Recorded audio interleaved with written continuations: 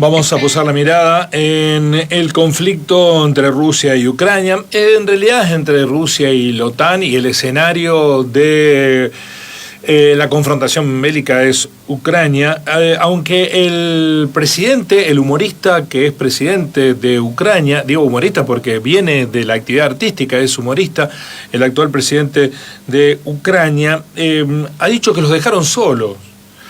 Esperaba Ucrania un apoyo masivo de tanto los miembros de la OTAN, Estados Unidos, que ha sido discursivo más que nada, o le han vendido armas para que se defiendan. Veremos, ojalá que esta avanzada de Rusia termine rápidamente para que deje de haber muertes. No podemos más que repudiar la solución bélica a los conflictos, repudiar la guerra, pero también es cierto que es necesario comprenderla a esta situación, más allá del discurso lineal que se presenta desde aquellos que ya están claramente alineados con los Estados Unidos, justifican todos los Estados Unidos. Estados Unidos le impone al mundo que respete las reglas internacionales que Estados Unidos, en una y otra guerra que no se hicieron en sus países, nunca ha respetado, bombardeando ciudades, matando millones de personas. Pero seguimos con la lógica: Estados Unidos, bueno, los rusos, malo. Vamos a tomar contacto con Damián Antunes, que es doctor en Historia, que se recibió en la Universidad de Salamanca, hizo ese doctorado, y hoy es profesor adjunto de la Cátedra de Historia Contemporánea en la Universidad Nacional de Río Cuarto. Damián, un gusto, buen día, ¿cómo va? Un gusto, Guillermo, hablar contigo y para poder abordar este tema que no puedo más que coincidir con lo que planteas. Y me estoy acordando de una vulgaridad, tal vez, ¿no? Pero de una canción que nosotros ya tenemos una edad casi cercana al medio siglo, del cantante de Miguel Mateos, de SAS, que decía: tengo un ruso y un yanqui dentro de mi habitación, ¿no? Sí, me acuerdo, bien, efectivamente. Bueno, estamos volviendo a eso, ¿no? Tal vez nunca lo fuimos. Las guerras son todas repudiables, lo quiero aclarar inmediatamente. Lo que estoy reprochando es la lectura que se hace del porqué de esta guerra, o por lo menos la lectura que se nos quiere imponer, ¿no? Totalmente. Y vos fuiste a un punto ahí clarísimo, porque vos dijiste, y fuiste, pusiste el dedo en la llaga. Dijiste, bueno, Zelensky, el presidente ucraniano, dice: me han dejado solo, nos han dejado solo. Y en parte eso es cierto, pero no lo han dejado solo ahora. Lo vienen dejando solo desde comienzos del siglo XXI, si se quiere, ¿no? Y eso es lo que habría que ver y es lo que hay que analizar. Bueno, ¿y qué podemos decir de este contexto en el que estamos? Bueno, sobre eso quería incidir un poco, ¿no? Yo creo que, bueno, por ejemplo, las charlas que has tenido con el profesor Pablo Hueve ha sido clarísimo en plantear todo el contexto, ¿no? Aquí, digamos, hay un problema geopolítico que yo diría que tiene dos aristas. Uno que tiene que ver con la autodefensa y con la decisión muy clara rusa de hacer valer lo que era ese acuerdo implícito que se conformó en su momento cuando Gorbachev estaba, casi, sosteniendo lo que iba a ser la desintegración de la URSS, y frente a George Bush, padre, presidente de Estados Unidos, ¿no? Se le garantiza que la OTAN, ¿sí?, no va a ser vecina de la URSS en ese momento, ¿sí? Bueno, eso no se cumplió. Sabemos que la desintegración de la URSS implica que 15 repúblicas de la URSS terminan siendo independientes, muchas de ellas van ingresando a la OTAN y la OTAN se va acercando al territorio ruso. Y aquí hay un límite, ¿no?, que es Ucrania. Bueno, sabemos muy bien que tenemos allí el puerto principal justamente en Crimea de Rusia, que es Sebastopol, pero que está muy cerca del puerto ucraniano de Odessa, y que si efectivamente Ucrania entrara en la OTAN, bueno, ahí, estaría ya demasiado cerca, las tropas, los buques de guerra acorazados rusos de las tropas de la OTAN. Y eso es lo que Putin y Rusia no va a permitir, ¿sí? Y por otra parte, entonces, el bloque occidental, vamos a llamarlo así de esta manera, lo que pretende es, acercar a Rusia por cuestiones también de mejorar su poder negociador geopolítico llevando, digamos, la OTAN lo más cerca de la frontera rusa, ¿sí? Haciendo incorporar a Ucrania a la OTAN.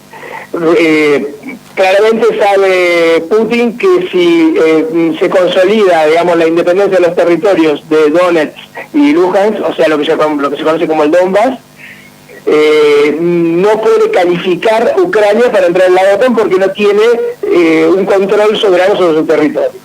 Entonces ahí está la disputa. Pero ¿qué es? O sea, ¿qué es lo que está en el fondo de todo esto? Acá hay un fondo que tiene que ver con la disputa por los recursos energéticos, si se quiere, recursos energéticos, concretamente gas, que los países de la Unión Europea no tienen y que son absolutamente dependientes, más allá, digamos, de los esfuerzos de cambio de la matriz energética, etcétera, para ir a energías limpias, pero se sigue dependiendo del gas. Y el gas, digamos, tiene dos grandes proveedores para Europa, ¿no? Para la Unión Europea.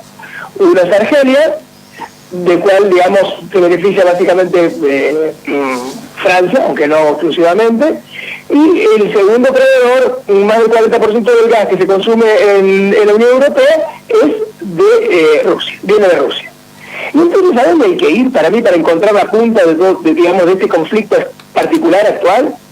Hay que ir a 2009. Yo en ese momento lo viví casi personalmente porque vivía en España, ¿sí? Y entonces viví la crisis energética cuando Putin, ¿sí? En la disputa que tenía con Ucrania por el gasoducto que pasa por territorio ucraniano y con el cual llega el gas a los países de la Unión Europea, ¿sí? Iba aumentando Ucrania el canon que te cobraba por pasar el gas por allí. Y además había desvío de gas, había una especie de robo del combustible, una utilización, un desvío de combustible. Ahí Putin, digamos, pone un límite, cierra las esclusas por 2 semanas. Tenemos en Europa, y yo lo vi en España, un impacto feroz, suba brutal de la factura del gas. Me acuerdo porque yo viviendo en Valladolid, una ciudad que en invierno tiene 5, 6, 7 grados bajo cero y el gas se vuelve fundamental, de pagar, no sé, 200 euros de gas bimestralmente, pasé a pagar más de 500, consumiendo igual o menos, ¿sí? Entonces eso se puede ver tan concretamente como en eso, ¿no? Bueno, a partir de ahí es donde viene, digamos, un interés de la Unión Europea por hacerse con un gas más barato, digamos, y por parte de Rusia de buscar la forma de eludir a Ucrania para hacer sus exportaciones de gas. A partir de ahí, Alemania sí pone plata para la construcción en 2015 de un famoso gasoducto que es el Nord Stream 2, NDS2, que va por abajo del mar Báltico y elude Ucrania, ¿sí? Bueno, ahí está Gazprom con el 50% del capital invertido y el resto son empresas, capitales alemanes, algunos capitales austríacos e inclusive está Shell también, ¿no? Bueno, eso es que hay una asociación de europeos con Gazprom, con Rusia, para hacerse con el gas, para poder tener el suministro de gas a un precio, digamos, más asequible. Bueno, acá ¿quién es el que pone todas las trabas? Estados Unidos, ¿sí? Porque ve que esa asociación y, digamos, de Rusia con la Unión Europea y esa dependencia, bueno, le perjudica a sus posibilidades de exportar gas licuado, que es el producto que le quieren exportar a los países de la Unión Europea para, digamos, desvincularlo de Rusia. Entonces pone todas las trabas posibles, ¿sí? Y ahí hay un problema tremendo. Ahora, ¿quiénes son los que están en esas empresas, Guillermo, en esas empresas europeas que se asociaron con los rusos?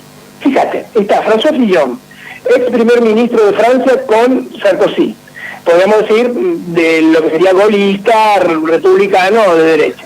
Pero también está el ex canciller de Alemania, Schröder, ¿sí? Que es un socialdemócrata, ¿sí? Bueno, todos vinculados a estos negocios.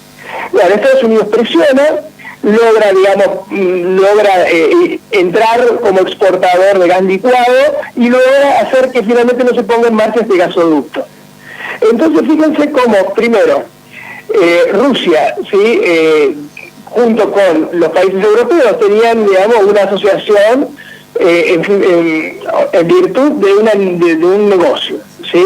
Ese negocio es interferido por Estados Unidos, pero eso que la Unión Europea abandonó Ucrania. ¿Por qué digo que abandonó Ucrania? Porque al invertir en la construcción de este gasoducto, deja de ingresarle a Ucrania el canon por el paso, por el antiguo gasoducto, que son algo así como 2.000 millones de euros anuales.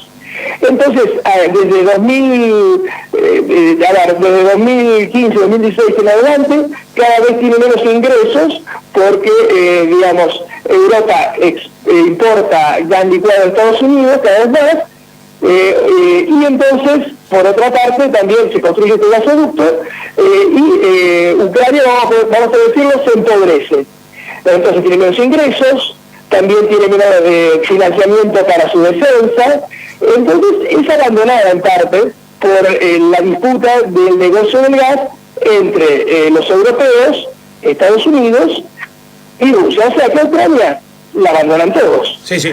En ese sentido. Me parece importante subrayar esto porque ahora todos rasgan la vestidura por Ucrania, pero hace 5 o 6 años que nadie se preocupó mucho. Lo que se teme es que esto sea el principio de una escalada mayor, aunque cuando uno ve los primeros escarceos, digo, en el sentido que el poder de resistencia ucraniano está muy limitado y da la impresión que los Estados Unidos es más discursivo que en los hechos y buena parte de Europa está preocupada por esta situación, pero da la sensación de que Putin se está saliendo con la suya. ¿Puede leerse así? Podría leerse en el sentido que Putin lo que hizo es elegir un momento estratégico para su operación. En un momento de extrema debilidad, tanto de los países de la Unión Europea, no hay liderazgos fuertes hoy por hoy en la Unión Europea. ¿Quién sería el más fuerte? O sea, NATO ya no está Scholz, pero con un gobierno de coalición en Alemania más débil, Macron muy débil, ¿sí?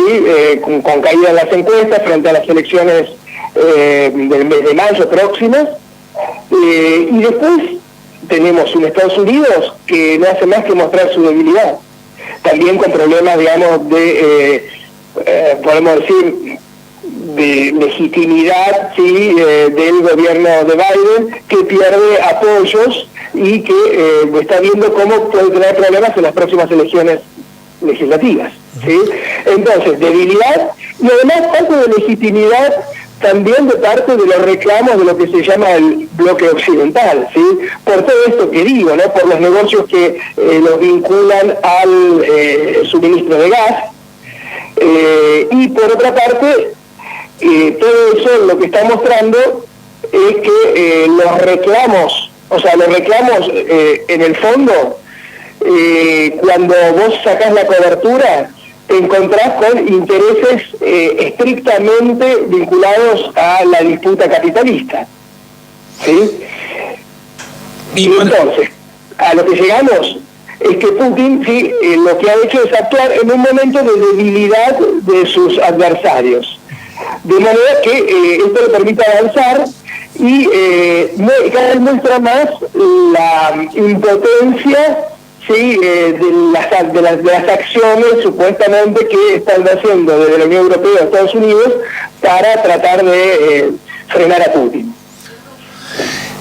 Para finalizar, Damián, estamos dialogando con el doctor en Historia Damián Antunes, que a su vez es docente en la Cátedra de Historia Contemporánea, profesor adjunto en la Universidad Nacional de Río Cuarto.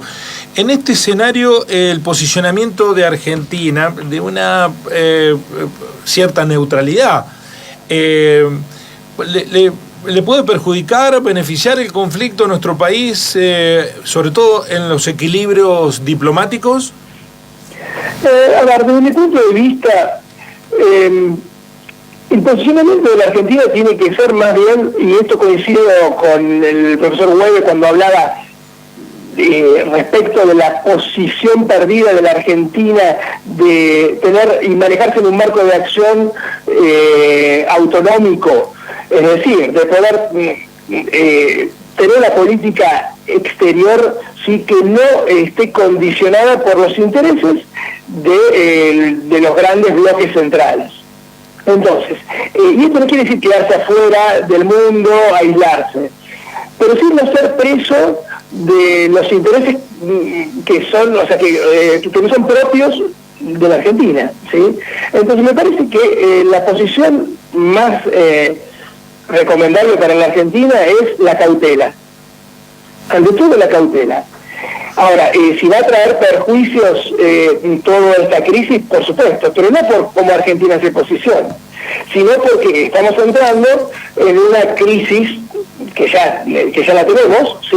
Y que esto repercute en un enfriamiento muy fuerte de la economía. ¿Qué quiere decir? Esto siempre ha terminado históricamente en una formación capitalista con las subas de la tasa de interés y la suba también de los insumos básicos de una economía, además una economía industrial o postindustrial, pero que sigue dependiendo del petróleo, que es el encarecimiento de los productos energéticos. ¿Sí? Es decir, a ver, te sube el petróleo, Guillermo, y te sube la tasa de interés a nivel internacional, o sea que se te hace cada vez más caro el financiamiento a un país como Argentina, que es dependiente básicamente en todo, evidentemente la perjudica y va a perjudicar mucho.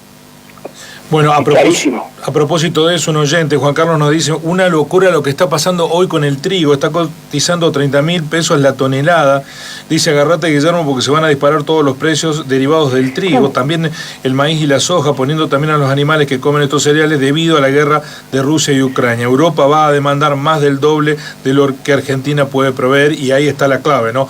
Cómo nos puede impactar económicamente este asunto. ¿Sí quiere completar, Damián? Sí, estaba pensando que además tenemos un problema climático, sí, que es la sequía, que o sea, dificulta todavía más poder ampliar nuestra oferta, sí, que podríamos aprovechar en función de que mejoren los precios de nuestras exportaciones, ¿no? Entonces ahí tenemos una restricción. Pero en cualquier caso tenemos que pensar, Guillermo, que este tipo de crisis ya lo hemos vivido, por ejemplo, en el 73, en octubre del 73, cuando se decanta la primera crisis del petróleo, y en 1979 después, con la segunda crisis del petróleo. ¿Qué es lo que pasa allí? Bueno, tenés encarecimientos, se encarece el financiamiento, ¿sí?, que es la savia en una economía capitalista, y por supuesto los productos energéticos, ¿sí?, petróleo, gas, y por tanto el encarecimiento de los insumos genera un rebote que encarece el nivel de precios en términos generales. Damián, gracias por el análisis, siempre es muy instructivo escucharlo, muy amable. Muchas gracias, Guillermo. Que sea muy bien, muchas gracias. Igualmente, Damián Antunes, doctor en Historia, es el profesor adjunto de la Cátedra de Historia Contemporánea de la Universidad Nacional de Río Cuarto, hablando sobre el impacto de lo que está sucediendo entre Rusia y Ucrania, Rusia y la OTAN.